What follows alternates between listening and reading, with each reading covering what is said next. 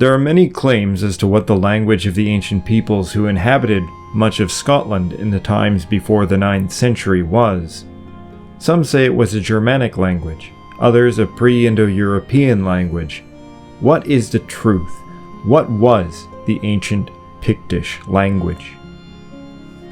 According to Saint Bede, writing in the 8th century, there were 5 languages in use in Britain during his time: English, British, Scottish, Pictish, and Latin.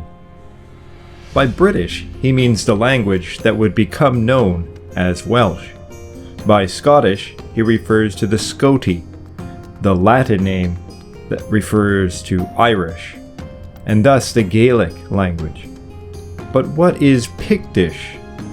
This has been the question that antiquarians and modern academics have tussled over since perhaps the 16th century. He relates a story of the Pictish origin that tells of their arrival in Ireland from Scandinavia. The Gaels did not allow them to stay, so instead they began to settle in Britain, but had no wives. The Gaels agreed to give them wives, but only if the Pictish kings were decided through the female line as opposed to the male line. This is the legend of how the Pictish kings were decided matrilineally. Yet it also shows that the Picts believed themselves closely related to the Gaels.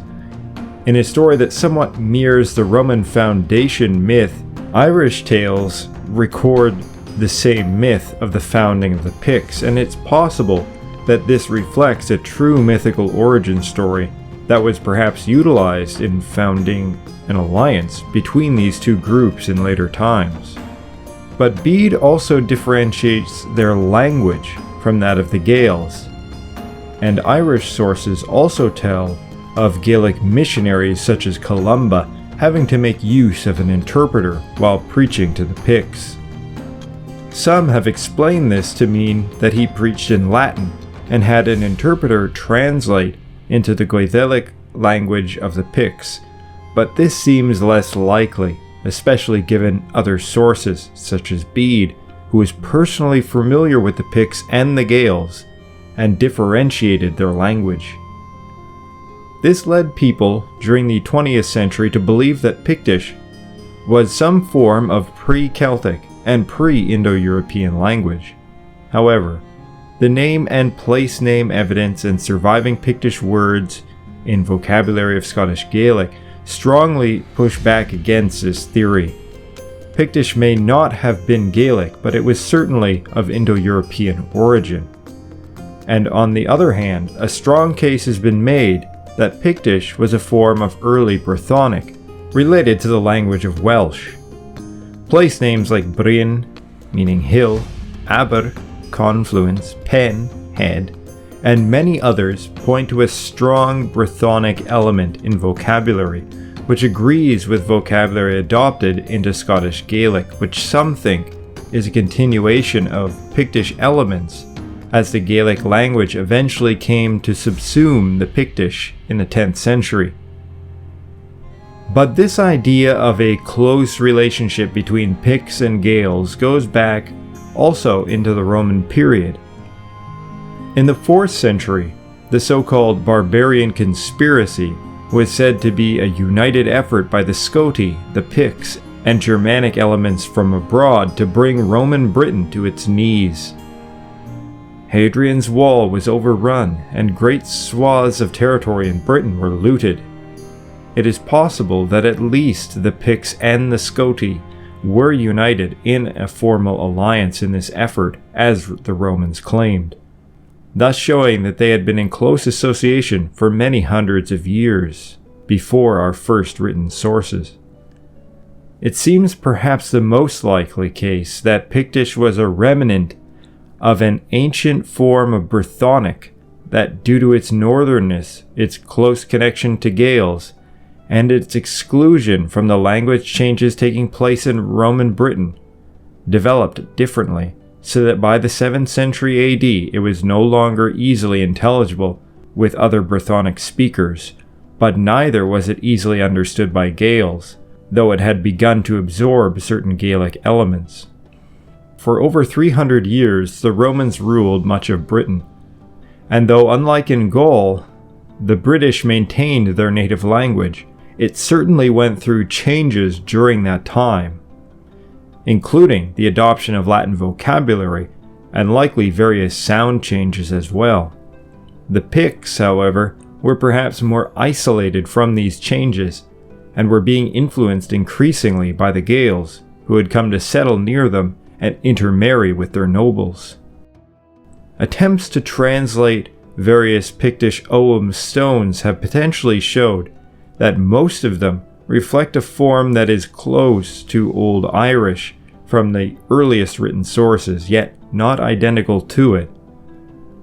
Now, it is possible that this is simply the result of Goidelic missionaries, but it doesn't seem to be the case, as some inscriptions seem to indicate a pagan religious function. It's also possible that such translations are not entirely accurate. Nevertheless, we can make a few possible guesses at what the language might have been like. It is possible that the Picts reflected an earlier Iron Age Brythonic dialect that came to develop closer to Gaelic under direct influence by it. Both Goidelic and Brythonic had their origins in Proto-Celtic, and moreover they both developed similar differences from mainland Celtic, and are thus classified as Insular Celtic. In the Middle Iron Age, the linguistic differences between the two may have been very small, with the Picts eventually coming under the rule of Gaelic lords. The language that had already drew closer to Gaelic was absorbed by it, leaving only some of its earlier Brythonic traces behind. The Gaelic name given to the Picts in most sources was the Cruithne, and this is a direct Goidelic translation of Brittany.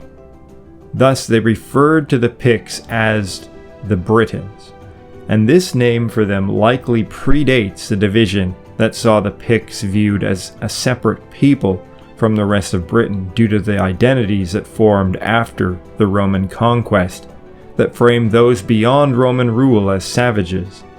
Early Pictish kings are also listed as referring to themselves as the kings of Alba, but Alba is also the most archaic and native name for the entire island of Britain, and it is possible that they saw themselves as the true rulers and inheritors of the whole island, who had held out against the Roman invasion, and were referring to themselves not as the rulers of a small northern kingdom, but the original name for Britain, the White Land, likely named for the White Cliffs of Dover. The earliest ancestor of the Picts is also recorded by Irish sources to have been Cruithne, a name simply meaning Britain, the ethnonym of the people of the whole island, which predated the Romans, and from which the Romans came to call the land Britain. So, in conclusion, the language of the Picts was very likely an old variant of Brythonic, but at least after the time of the Roman invasion, the language developed separately from Brythonic in the south, and under the increasing influence of Gaelic, became not mutually intelligible with it.